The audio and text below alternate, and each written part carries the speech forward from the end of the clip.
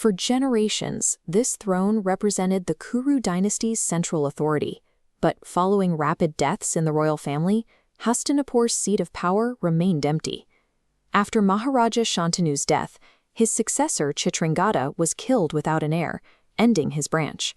Responsibility fell to the youngest brother, Vichitravirya, who married princesses Ambika and Ambalika.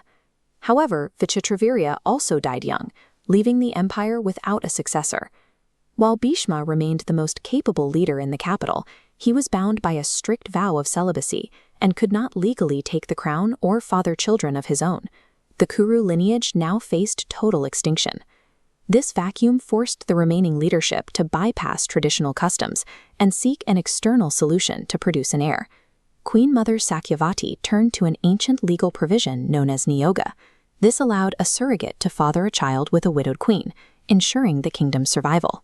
Satyavati summoned her own son, the ascetic sage Maharishi Vyasa, to serve as the surrogate for both Ambika and Ambalika.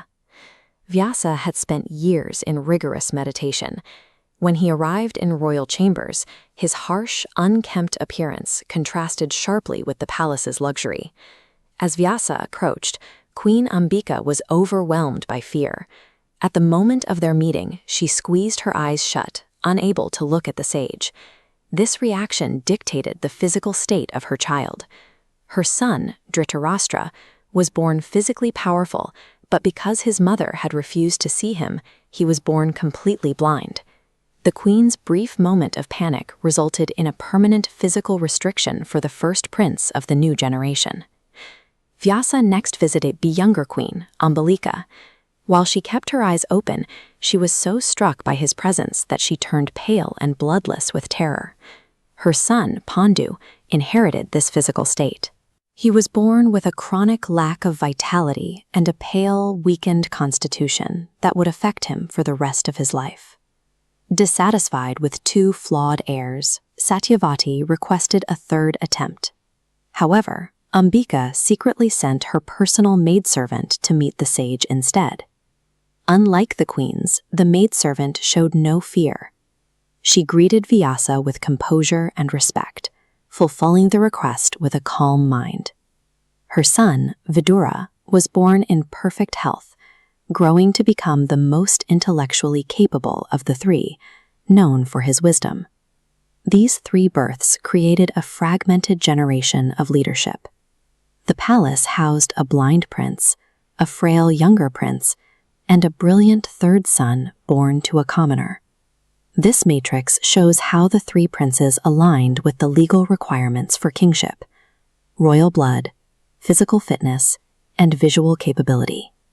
Dhritarashtra possessed the bloodline and the strength, but Kuru law prohibited a blind man from ruling. This physical restriction technically disqualified the eldest son from the throne. Pandu met the minimum visual and bloodline requirements, that his frail health put his ability to lead a military during a long reign into question. Vidura was the most capable in every physical and intellectual category, but his mother's social status as a maidservant meant he was legally barred from ever wearing the crown. These conflicting claims forced the court into a compromise succession plan. The tension between Dhritarashtra's seniority and Pandu's legal eligibility created a friction that would eventually be inherited by their own children. As we will see in the next episode, the marriages of Dhritarashtra and Pandu would only deepen this divide, as two competing branches of the family began to grow within the same palace. The physical and social circumstances of these three births provided the initial friction for a conflict that would eventually involve dozens of kingdoms. Long before any armies met on a battlefield, the internal fractures of the Kuru dynasty were established in these private chambers.